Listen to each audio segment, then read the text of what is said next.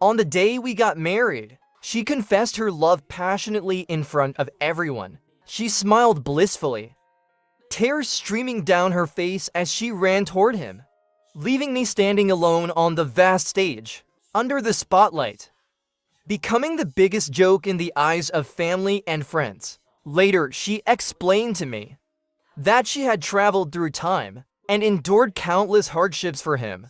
If I truly loved her, she hoped I would wish her happiness.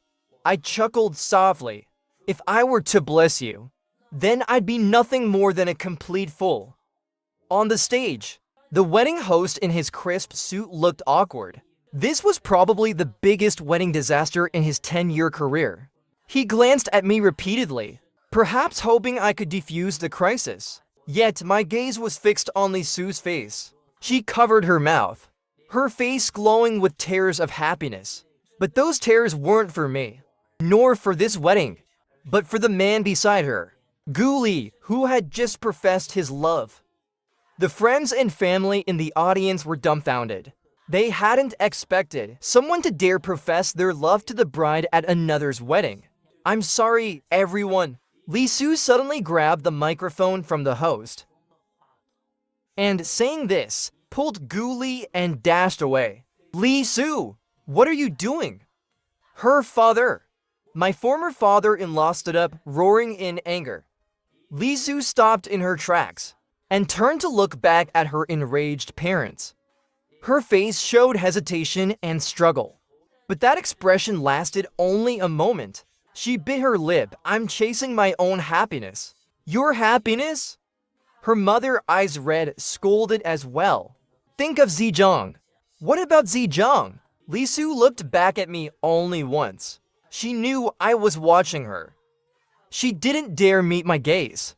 Zhang Yang, he will wish me happiness. Lee Su finished speaking.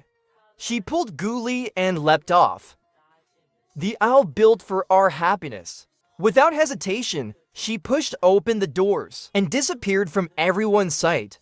The whole room was in an uproar. Our wedding was interrupted, and along with it, our 7-year-long love story ended. Lee Su's parents came with a carload of gifts to apologize. My parents, furious, chased them away.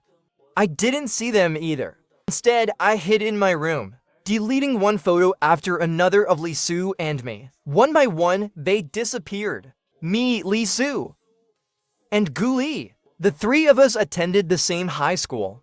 Gu Li was the class president of the neighboring art class. He was tall, with delicate features. During art class, his focused profile on the canvas captivated countless girls. They called him Wang Li of the 3rd middle school. Lee Su was one of his admirers. At that time, Lee Su and I shared the same desk. Many times, I saw her hiding behind stacks of books, writing love letters to Gu Li on pink paper decorated with flowers. But Gu Li was always distant. He never responded to Lee Su. After high school, Gu Li went abroad to study. Lee Su and I were fortunate to be admitted to the same university. During university, Lee Su and I began dating smoothly, and we spent 7 eventful years together. During this time, Gu Li never appeared. Lee Su never mentioned him in front of me, and I thought he was merely a fleeting memory from our high school days, a simple chapter of youthful innocence. But he showed up at our wedding, still so handsome and upright, charming as ever. He went on stage as a special guest to offer blessings to Lee Su and me. I never imagined this would become my deepest nightmare. At our old place. Can we meet and talk? Is that okay? At that moment, a message popped up on my phone.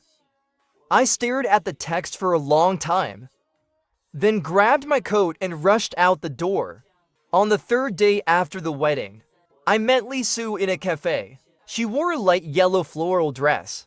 Her radiant appearance contrasted sharply with my disheveled state, forming a stark contrast. I'm sorry. Those were her first words. Why? Those were my first words. You were someone I once loved. I didn't want to lie to you. I felt my breath catch.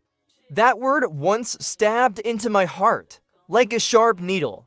making my chest ache.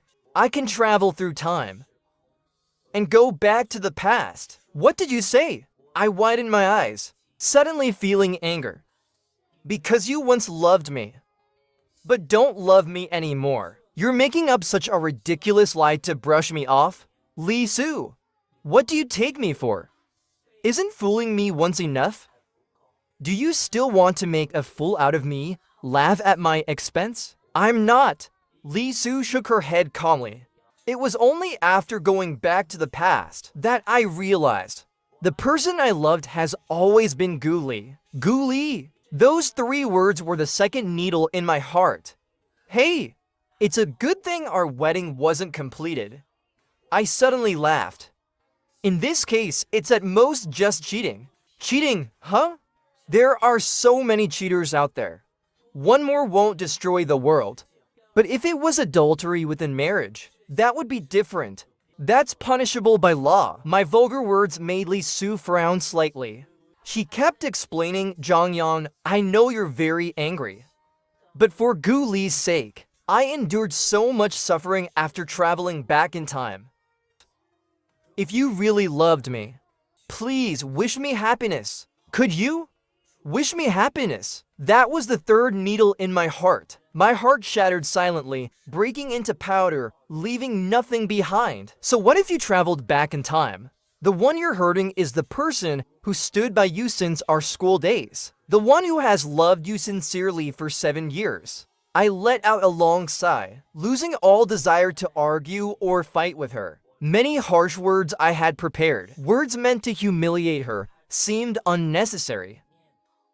Now I just wanted to stand up and leave. To leave this stranger. My love for Lee Soo was completely over. No matter how humiliating that wedding was, life has to go on. Gradually, whether it was our family, whether it was Lee Soo's family, or the friends and family who attended that day, everyone began returning to normal life. But then my parents' company suddenly encountered issues. Since my school days, my parents had run a small stationery shop. As I grew older, that small stationery shop gradually expanded. It has now become a trading company with around 50 employees, primarily dealing in the procurement of school supplies. Many schools and convenience stores in the city purchase their supplies from us. But a few days ago, several school officials we had good relationships with were suddenly transferred away, and my father was called in for questioning. Our supply channels became severely limited, and the raw materials we rely on for our educational products became unexpectedly difficult to order. Delivery dates were indefinitely postponed, causing serious reputation issues. My mother worked tirelessly day and night because of this. They are both nearing 60, and under such pressure, my mother fell ill and was hospitalized. Old Ju, our financial advisor, informed me that last month, the shareholders had secured a large foreign trade order. The client was a German company, offering a very high price and signing a 5-year contract. Now, all production focus has shifted toward foreign clients. Old Ju said he couldn't do anything about it, since it was a board decision. At that moment, my mother lay on the hospital bed. I handed her warm water after so many years of partnership. They really went through with it. But I also knew, between business partners, profit always comes first. Old Ju already mentioned that out of friendship, he would try to help us secure some compensation for the lost time. The sudden transfer of Principal Zhang and the others has had a severe impact on us. The unsold educational materials are piling up, and your father's involvement in the matter is the real problem. I asked curiously why they were transferred. I remember he's not even 50, far from retirement age. Why so sudden? Officer Zhao mentioned that someone had reported it. My mother took a sip of hot water. Hesitating to say more, I understood her implication. She suspected Lee Soo. Now, Lee Soo's name has become a taboo in our family. They avoid mentioning her name. To spare my feelings, Lee Soo and I had reached the stage of discussing marriage. She knew a lot about our family business, so these secrets could only have been revealed by her. Looking at my mother's graying hair, my heart ached. She was worried her son couldn't handle another blow. After comforting my mother, I returned home and began investigating the situation. Principal Zhang was transferred. The new principal would inevitably need to procure educational materials. I used every means to obtain the new materials and discovered that the company producing them was a local business. While researching this company's information, a name appeared that sent a chill through me. The legal representative of the company was none other than Gu Li. Suddenly, I remembered the German company that had pushed us out. I vaguely recalled that Gu Li had studied in Germany. Could it really be such a coincidence? I reached out to connections my parents had left behind, and through Uncle Ju, I obtained some information about that German company, although Gu Li's name wasn't listed there. The legal representative was named Cavendish, and this Cavendish also owned another entertainment investment company in Japan. This investment company was the largest shareholder of Gu Li's company. Could it really be Lee Soo? Did she truly betray my parents for Gu Li's sake? My shattered heart began to ache once again. I sent a message to Lee Soo, though I had sworn never to contact her again. This time, I had to know if it was her. Was it the same woman who once fell asleep sweetly in my arms? The same woman who cried tears of joy at our engagement and promised to love me for a lifetime? Did she betray me and destroy my family? The sad truth arrived within 10 seconds. Within just 10 seconds of sending the message, I received a reply. Zisoo is already asleep. Don't blame her. She did it for me. Thank you for all these years. Please don't get involved any further. I didn't tell anyone about this, nor did I or fall into a self-destructive spiral. I threw that phone under the bed and buried that message deep in my heart, pressing it down with the weight of a mountain. I resumed my routine, bringing meals to my mother daily. In my spare time, I sorted through the remnants of the company's business. Due to my father's investigation and supply chain issues, the company's performance declined drastically. I made the difficult decision to downsize, cutting off all business connected to Principal Zhang and others. As a result, I had to pay a substantial amount in severance compensation. Our family income shrank significantly, and with my mother's long-term hospitalization due to illness, the burden on my shoulders grew heavier and heavier. But I didn't regret my decision. I knew that in his early days, my father had walked a fine line legally, earning his first bucket of gold through some gray area income. Although the company was now severely impacted, it was also the perfect opportunity for rebirth. I reassigned the few remaining employees in the company, deploying them around schools throughout the city. Each was responsible for a specific area, starting small with stationery shops, kiosks, and convenience stores, stocking each store and booth, and rebuilding from the ground up, sharing a large portion of the profits with everyone involved. While this couldn't match our previous income levels, the remaining employees were all longtime workers who had gone through thick and thin with my father. Seeing our family in hardship, they didn't turn a blind eye, nor did they kick us when we were down. As for myself, I had to reestablish our supply chain. With Uncle Ju's introduction, I prepared to go out of town to discuss supply matters with the other party. Before departing, I unexpectedly saw a familiar girl at the train station, Yi Xiaolin, who grew up with me in the old courtyard. Before I turned 7, I lived with my grandparents. Back then, they lived in a big courtyard, lined with single-story brick houses on both sides. In the center of the courtyard, there was an old, dry well. At that time, Yi Xiaolin lived across from me. We even went to the same kindergarten. Every day after school, Yi Xiaolin and I would grab a handful of pebbles and find a spot by the well to throw them in competition. There was no prize for winning, just the satisfaction of feeling a bit superior. Later, when my parents opened the stationery shop, I moved out of that old courtyard. But my connection with Yi Xiaolin was cemented. We ended up in the same school from primary through high school. Although we were in different classes, we remained good friends. After the incident with Li Su, everyone avoided bringing it up in front of me. Her first message, however, was, "I heard you got dumped, ha ha ha." Furious, I blocked her and didn't want to deal with her at all. But when my mother was hospitalized, it was her who helped care for my mother when I was overwhelmed, sharing a lot of the burden with me. And now she had somehow followed me to the train station. "What are you doing here?" I frowned and asked her, "What about my mom?" I asked my mom to come over. She be taken care of, Auntie, for the time being. Auntie's worried about you. She asked me to keep an eye on you. Yi Xiaolin replied with a grin. I couldn't help but mutter, "Am I really that fragile?" "Yes," she said, not even glancing back as she swiped her card and entered the station. I sighed softly from behind, shaking my head as I followed her. For once, fate seemed to show me some kindness. Negotiations with the new supplier went fairly well, though the price was a bit higher, and there were additional shipping costs. At least the supply was stable. With a few more transactions, a complete chain could form. Once the supply line stabilized, I could think about expanding.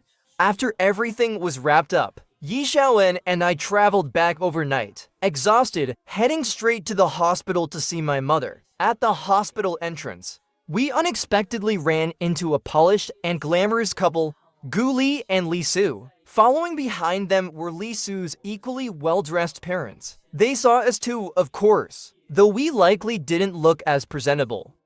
With all the family turmoil, I already looked worn out. Plus, the recent travel had left me even more haggard. A bit of stubble had grown on my face.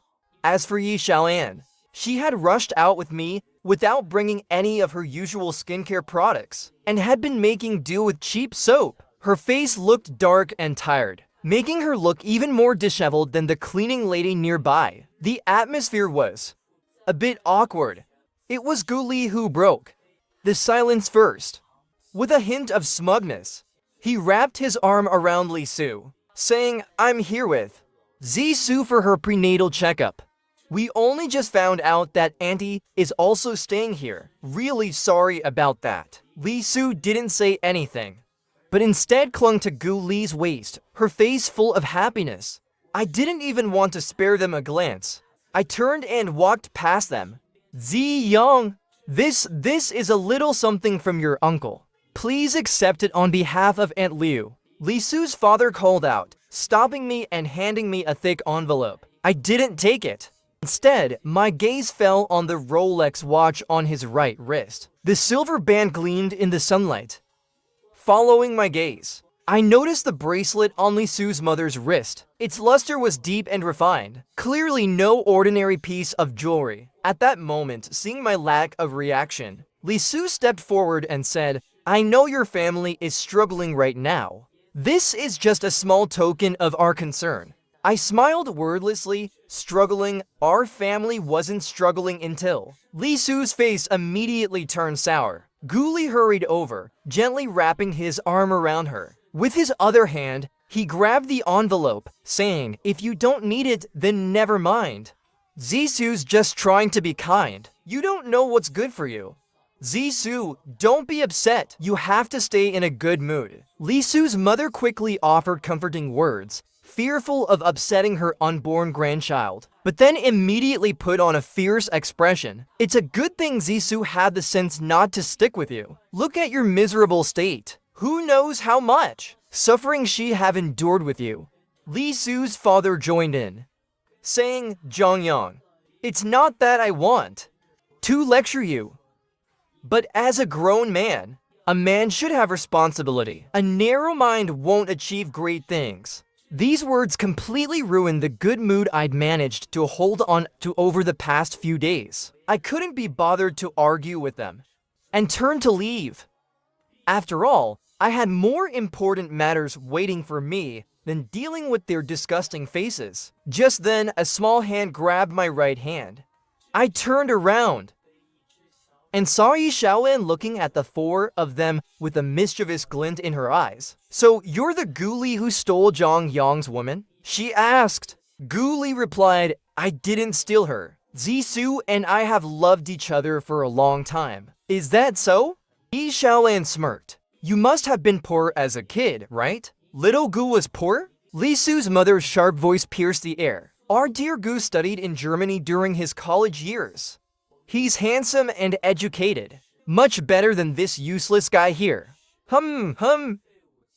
Yi Xiaolin nodded repeatedly, and then continued. "Then you must have some kind of mental illness. This is a hospital. You should go register and get checked out." Ghoulie frowned. "What nonsense are you talking about? I don't have any mental illness." "Really?" Yi Xiaolin stared straight at Ghoulie, her face, dark with sarcasm, curling into a devilish smirk. I knew that when she wore this expression, someone was about to suffer. "If you're rich and healthy, why would you enjoy collecting garbage?" Ghoulie's face turned bright red.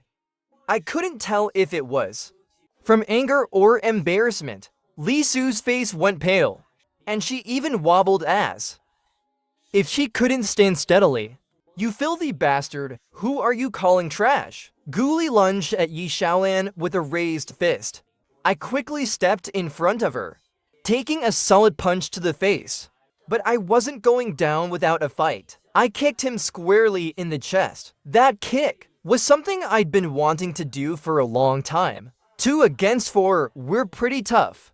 Inside my mother's hospital room, Yi Xiaolin was loudly bragging to my mom about our battle achievements. "Honestly, what use are you? I handled it all myself. I thought you might have learned some martial arts or something.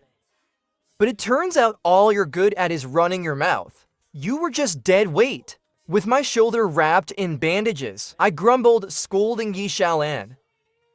Her one comment had hit Ghoulie like a nuclear bomb. No man with any pride could tolerate that. Even Li Su's parents lost their composure. Everyone lunged at me at once. I didn't back down an inch.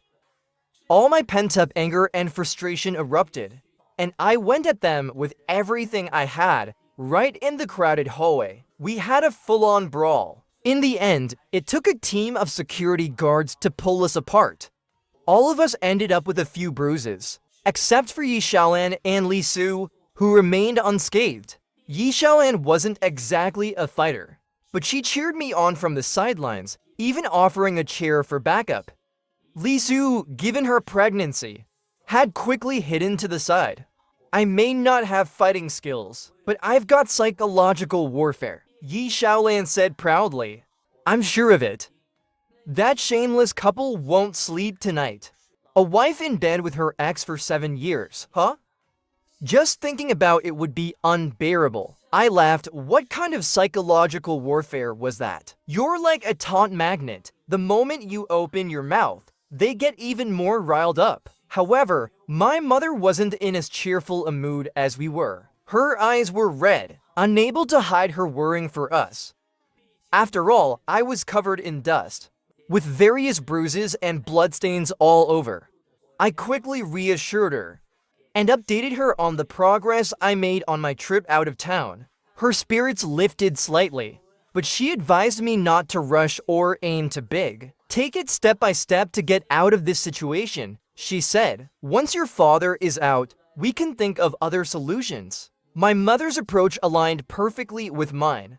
Without my father, I couldn't tap into his vast network of contacts. So it felt like I was fighting this battle alone. While I'd managed to stabilize the company for now, I lacked real business experience, and revenue from small shops alone could only barely sustain us. Following my mother's advice, I focused on deepening current partnerships, securing our distribution channels, and stabilizing our supply chain. With Yi Xiaolin's help, I didn't need to worry as much about hospital matters. Days went by. I traveled tirelessly, gradually getting more stores to accept our educational supplies and stationery. Although it was hard to keep things afloat, at least the company was functioning, and my mother had recovered and been discharged from the hospital. Everything seemed to be moving in a positive direction. But then Officer Zhao informed us that my father's case had been escalated to the provincial level. It was likely my father would face prison time. In fact, looking at similar cases, although my father's case involved unfair competition, the impact wasn't severe, and with a sincere attitude, pleading guilty and accepting punishment, he should be able to get out fairly quickly. Officer Zhao explained that the main issue was Principal Zhang before the incident. Although my father had close dealings with him, their actual interactions were limited mostly to facilitating educational supply orders and didn't extend much beyond that. Originally, following standard procedure, my father would have only needed to pay a fine and serve a short period in a detention center. But recently, an investigation uncovered that Principal Zhang was involved in corruption within the school and had connections with higher-ups from other institutions. Given the scale of those involved, the city police had no choice but to escalate the case, with a special task force from the province taking over the investigation. At this point, Principal Zhang suddenly started blaming my father, linking many unrelated offenses to him, pinning numerous cases onto him. In an attempt to save himself, sacrifice the pawn to save the king. It's a common tactic among criminals. In other words, finding a scapegoat. To secure freedom for others, Officer Zhao explained helplessly. Hearing this news, my mother, aged visibly, looking more weary, she pleaded, "Isn't there anything that can be done? They'll ruin Lao Zhang. Unless there's evidence to prove his innocence, or if Principal Zhang retracts his statements, it will be very difficult." Officer Zhao shook his head. This was his final advice to us. I had no choice but to start investigating Principal Zhang's connections, to see if there was any way to reach him, hoping for some leverage. But after running around for more than half a month, I couldn't reach any of the relevant people. At this point, time was everything. Without inside access, my father could face a severe sentence at any moment. Just then, Li Su informed me that they had a way to save my father. In a cafe, Yi Shaolin and I met with Li Su and Gu Li once again. In the past 6 months, I hadn't been unaware of their activities. Using the supply chain we once built, Gu Li's business had flourished. Aside from Principal Zhang's school district, they had secured agreements with numerous other districts, and due to substantial capital reserves, they were investing in numerous municipal projects. The gap between us now was like heaven and earth. But this time, Li Su didn't appear as radiant as I'd imagined. She sat there, visibly pregnant, still dressed in luxurious clothes, adorned with gold and silver. Yet a deep sorrow lingered in her expression. Gu Li, too, lacked his usual composure. His gaze toward me held a manic glint. I felt a vague sense of unease, but for my father's sake, I forced myself to ask how they could help. I can make Principal Zhang retract his statement, Gu Li said bluntly. I pressed further. So it was you who influenced him to accuse my father. So you framed my father. Gu Li sneered. It wasn't us who did it. But we have the power to make it happen. Do you believe that? I've never believed a word from either of you, I shot back. Yang, you should believe me. Li Su's voice cut in suddenly. She looked at me, her face a mixture of emotions. I can make this happen. A chill spread through me. The power to travel through time. In that instant, everything clicked. Why Gu Li's business had flourished so easily. Why Principal Zhang suddenly turned and accused my father.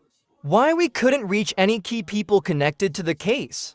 It was all because Li Su had the ability to move between the past and the present.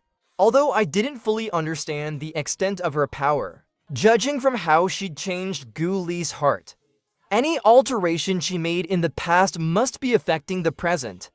In other words, she had the power to set everything in motion before it even happened. She could manipulate reality by altering the past.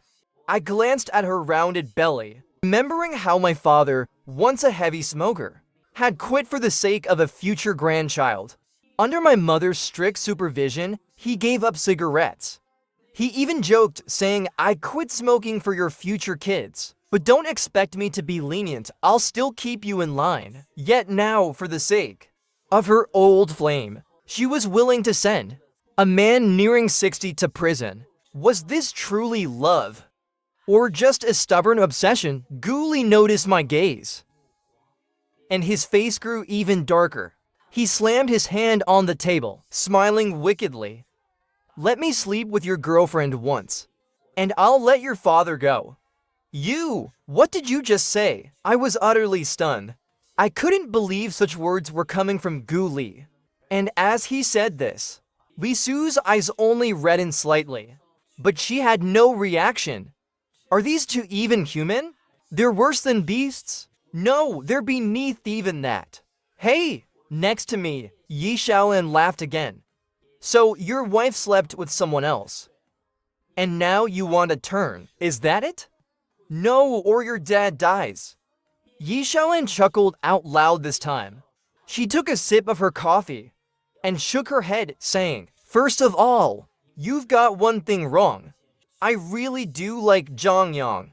I've liked him since we were kids. That's never changed." At this point, I squeezed her hand gently. The upheaval of the past half year had shown me people's true colors, revealing who was worth my love and who should be ignored. But there's something you got very wrong.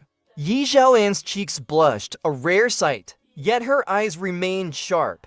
"Did you think I'm like this shameless woman here, enjoying licking at a man's dirty feet?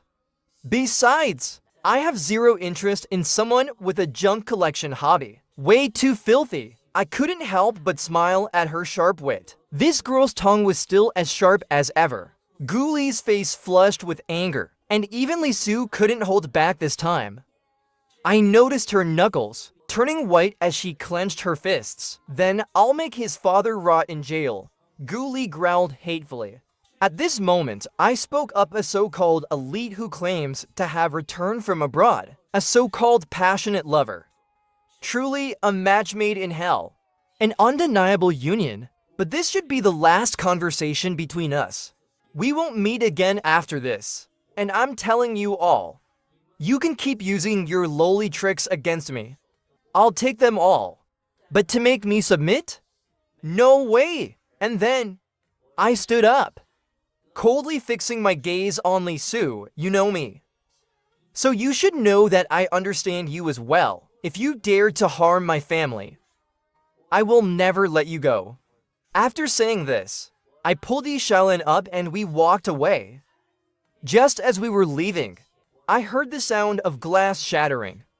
And behind me, Ghoulie's hoarse roar mixed with Lisu's screams. The aftermath played out exactly as Lisu had predicted. She has a supernatural ability to traverse time, and she has Ghoulie's powerful social connections as her backing. We couldn't find any way to save my father. Even some of the stores that previously partnered with us started canceling their contracts, and many of our veteran employees reported that Ghoulie had also been sending people to seize our market share. With their financial and channel strength, choosing them was an inevitable choice. Even more severe was the fact that, as revenue continued to decline, many employees chose to leave. This led to another hefty expense, watching the company on the brink of collapse. My mother grew more and more haggard by the day. I was deeply worried, but not a single thought of giving up crossed my mind. When our city could no longer sustain us, I worked hard to explore possibilities in other provinces and cities. Perhaps it was heaven rewarding the diligent. Or maybe it was a loophole that Lisu hadn't noticed. An old contact, Uncle Ju, had once introduced us to a new supplier, and I had been working tirelessly to maintain that connection. Though the order volume wasn't high, our transactions were always timely and transparent. I reached out to Mr. Chen, the supplier, and explained my family's current situation to him. He greatly appreciated my character and the way I conducted myself. At the same time, he was a highly influential person. with business ventures across different regions. He suggested that I abandon our operations in this city and follow him to seek opportunities in other provinces. This aligned perfectly with my own thinking. If I continued with anything related to the education sector in this city, it would undoubtedly draw the attention of Lee Soo and her husband. They certainly wouldn't let me go. I had no superpowers, nor a strong family background, so there was no way I could win against them. Only by leaving and going far away, expanding into new markets, would I have any chance of a turnaround. But this also meant giving up everything I currently had, and starting over in a foreign city where I knew no one. It was a high-stakes gamble, and the stakes were my future. If I won, I could return in glory. If I lost, I'd spend my life as a turtle hiding in the shadows cast by Lee Soo and her husband. At this most difficult juncture, my mother resolutely supported me. She told me, even if my father were here, he would undoubtedly support me too. I was their beloved son. No matter what I did, they would always trust me unwaveringly. Without hesitation, I disbanded our employees, dissolved the company, paid part of my father's fines, hoping to lessen his sentence. Then, with only a small amount of cash left, I took my mother and Yi Xiaolan, and we left for a distant place. On the crowded bus, my mother had already fallen into a deep sleep. Yi Xiaolan rested her head on my shoulder. Watching the twilight approach outside the window, I asked her, "Xiaolan, following a man with an uncertain future, won't your parents hold it against you?" Yi Xiaolan smiled and replied, "I never lied to you. Many years ago, from the first time you beat me by throwing stones, I already liked you. My feelings were known only to my parents. They also trust my judgment. Besides, I've always had a good eye." A warmth filled my heart. I held Yi Xiaolan tightly in my arms and softly shared Li Su's secret with her. In other words, she went back to the past just to make someone who didn't love her fall in love with her. Yi Xiaolan pouted. She definitely doesn't have as good taste as I do. I laughed and gently kissed her. In the first 20-something years of my life, under my parents' protection, life was smooth sailing, without obstacles, and carefree. Now, the true face of life rushed at me. I carried the hopes of my entire family on my shoulders. Growth in a person often happens in an instant.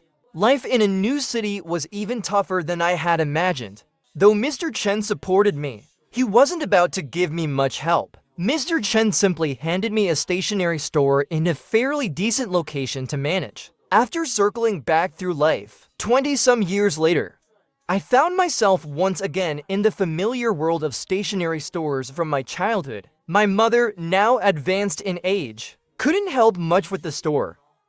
I encouraged her to rest at home and take care of household chores. Yi Xiaolan and I threw ourselves wholeheartedly into the work. On regular days, Xiaolan mainly managed the storefront, while one with introductions from suppliers and neighboring shop owners slowly expanded our network and social connections. Initially, our earnings were minimal, barely enough to cover daily expenses and rent.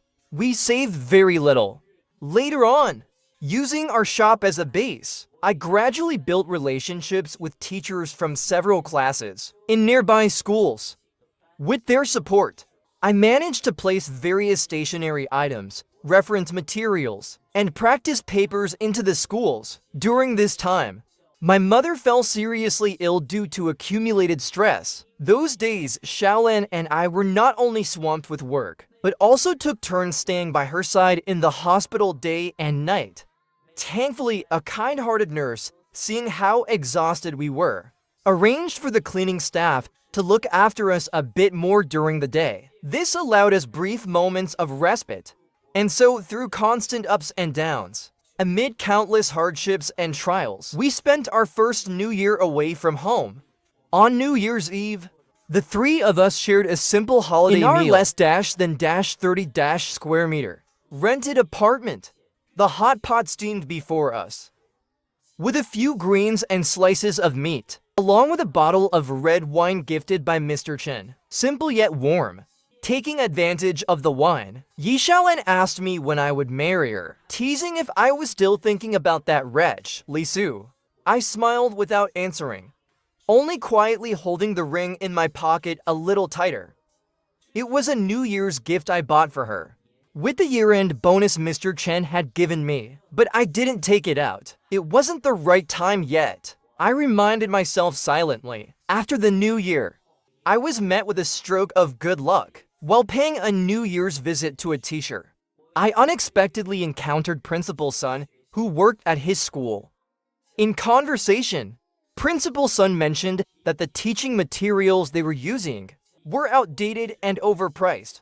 He was looking for new partners. Having grown up accompanying my father to gatherings with school leaders, I knew that each school district had more than one principal, and that each principal managed different departments.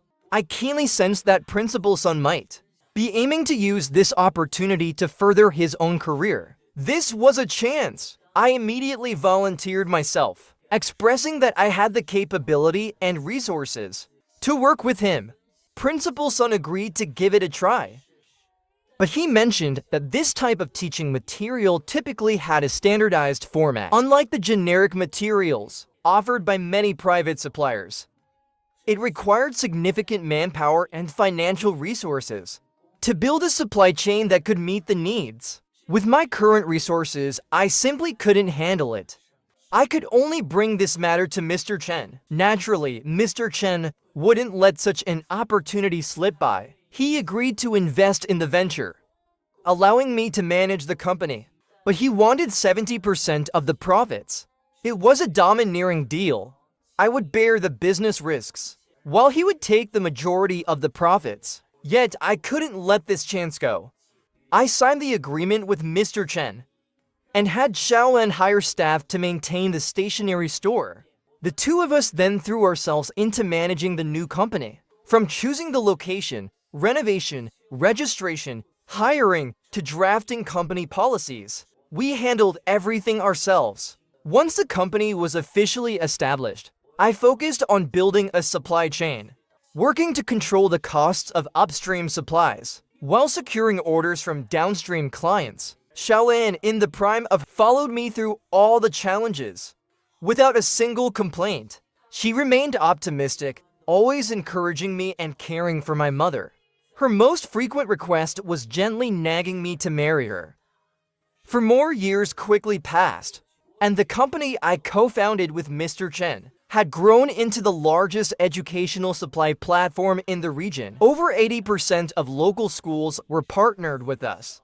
Our family had moved from the 30 square meter rental to a 3-story standalone villa. My mother was now nearing 70, so I hired a Filipina housekeeper to look after her. Originally, I wanted Xiaolan to stop working as well and simply enjoy life at home. She could have become one of those decadent, lavish ladies like in TV dramas. But her sharp tongue resurfaced. You haven't even married me, so how could I be any kind of lady now that you've made some money? Are you planning to dump me and go find that wretch, Li Su? Li Su, Li Su, Li Su. There she was again. I knew Xiaolan would tease me about this for the rest of our lives.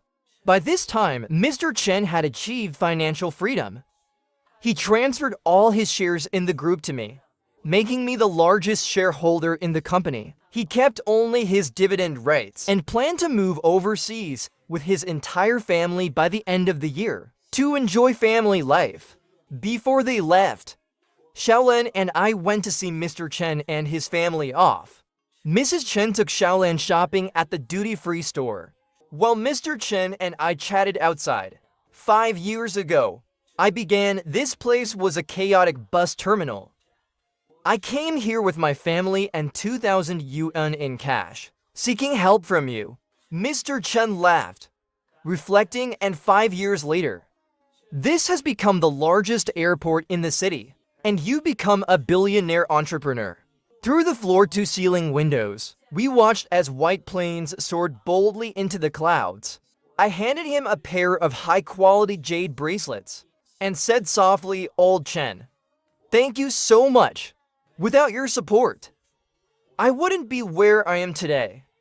Mr. Chen accepted the gift without hesitation, reminding me the business world is like a battlefield. This mindset of gratitude can be dangerous. We were partners. I invested, and you made money. It was simply a matter of my good judgment. Zhang Yang, you are my most successful investment in this lifetime. I thought of what Xiaolan had once said, and smiled knowingly. Both of you have great judgment. Mr. Chen then asked, after the new year, the old man will be released. Do you have any plans? I'll be going back, I said firmly. Everything I lost before, I will reclaim. He nodded. I know you well. You may look gentle and refined on the surface, but deep down, there's a tenacity that refuses to lose. He shook his head, handing me a stack of documents. This is the last time I'll help you. He explained that over the years, he had collected information on Li Su and her husband. You'll definitely find it useful. I took the file, expressing my gratitude. Mr. Chen waved his hand. This time, when I go abroad, I probably won't come back. After working hard for most of my life, I've accumulated quite a few health issues. For the rest of my days, I want to take it easy. I'm confident leaving the group in your hands. He glanced at the two ladies inside the store, chatting and laughing, and continued, as for your wedding with Xiaolan, I won't be attending. But if it were to be with anyone other than Xiaolan, I'd be sure to make an appearance. I gave a wry smile. Xiaolan always had this way of endearing herself to those around her. Before departing, Mr. Chen left me with one last piece of advice. Your good fortune is something you've earned, but luck only favors those who look ahead. Those who constantly look back are cowards. You should give it some serious thought. After the new year, my father would soon be released. I took my mother and Xiaolan back to our hometown, using the documents Mr. Chen had given me. I found Li Su in a convenience store. When I saw her, I didn't even recognize her at first glance. She was still Li Su, once vibrant and striking, but now she wore an oversized, bulky coat, her hair loosely tied with a leather string, silver strands clearly visible among it. She was not yet 30, but looked as old as a 60-year-old woman.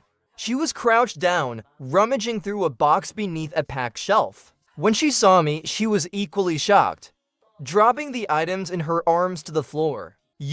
How did you end up like this? I was genuinely surprised. Guli, he abandoned me. As soon as she started speaking, tears burst from her eyes uncontrollably. Then, haltingly, she began to recount the events of the past 5 years. After I left our hometown with my family, Guli felt he had finally exacted his revenge. With Li Su's assistance, he expanded aggressively in the market, and his business grew larger and larger. But Xiaolan's words, like a seed, had rooted deep in Guli's heart.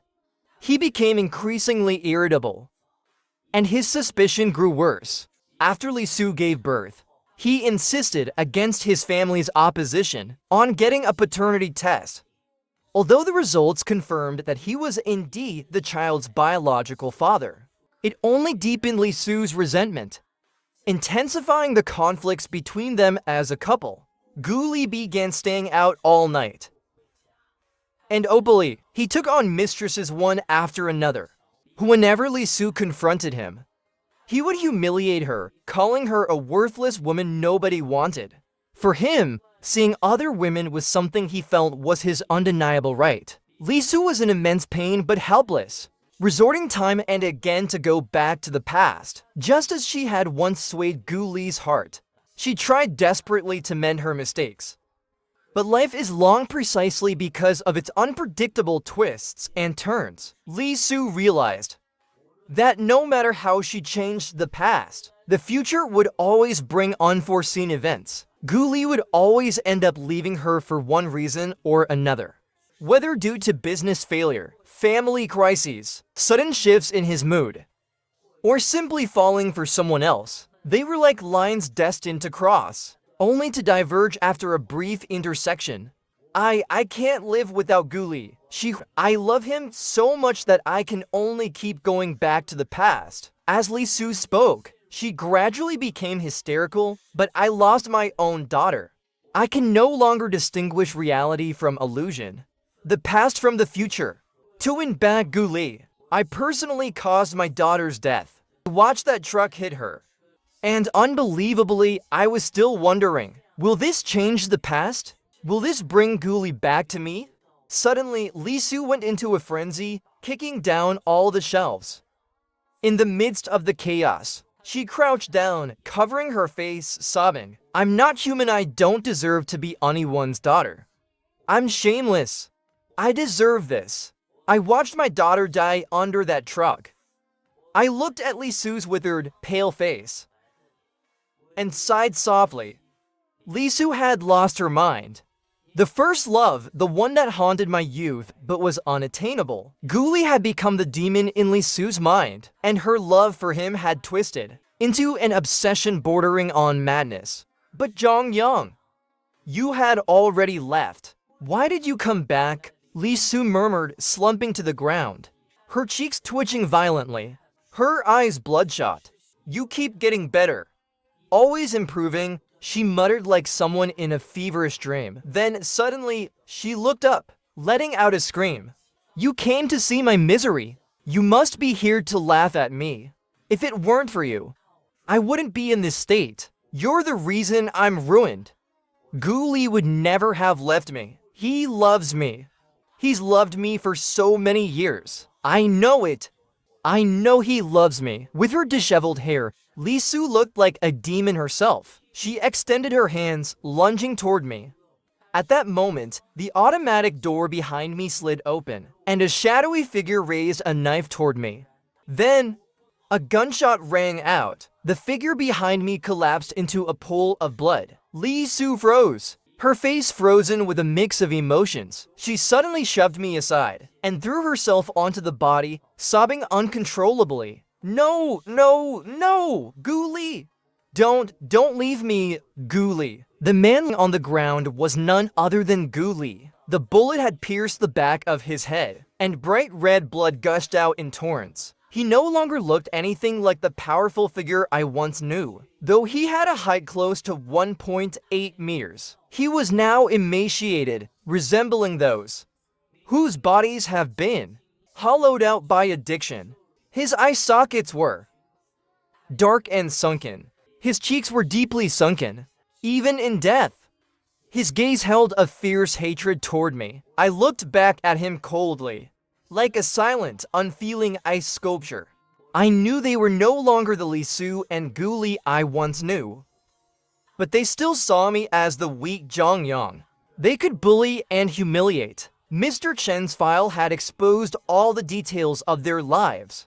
After their daughter's death in the car accident, Guli used it as an excuse to throw Lee Su out of the house. Lee Su's parents, unable to bear the repeated blows, passed away one after the other, their spirits crushed. Guli believed his success was due to his own ability, but without Lee Su, his incompetence and arrogance were laid bare in his work.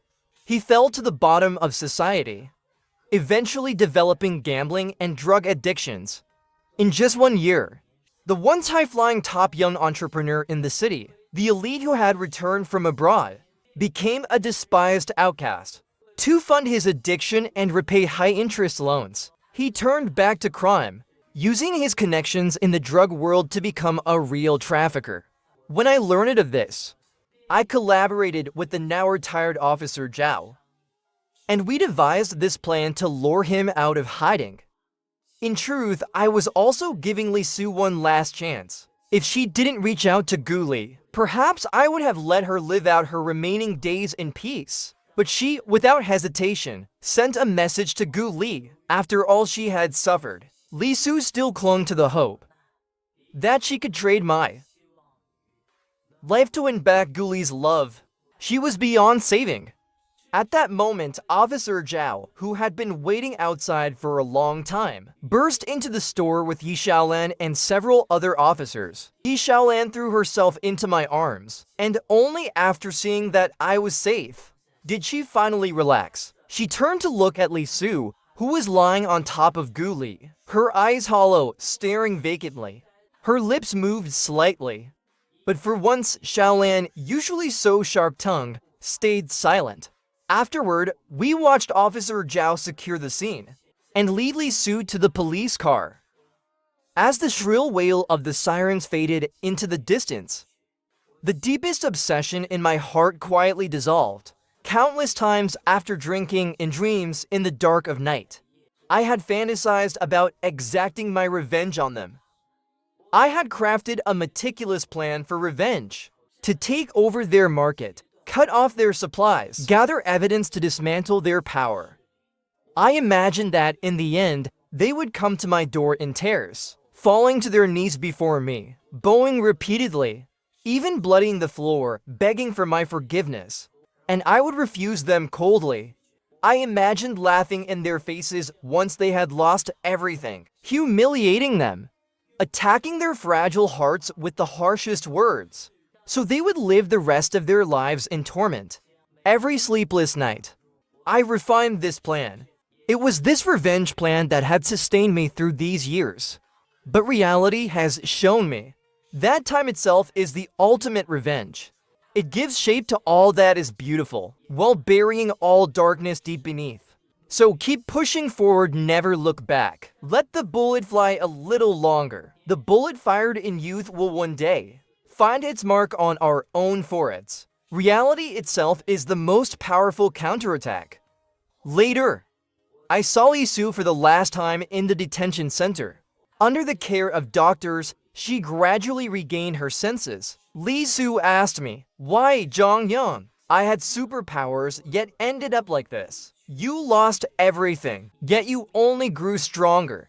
I was silent for a moment, then finally shared the words I had been wanting to say. Every time you failed, you went back to the past to try and fix it. Trapped in those moments, searching for the right path. But I didn't have your ability. All I had was the present and the future. I could only keep looking forward and strive to make peace with each choice I made.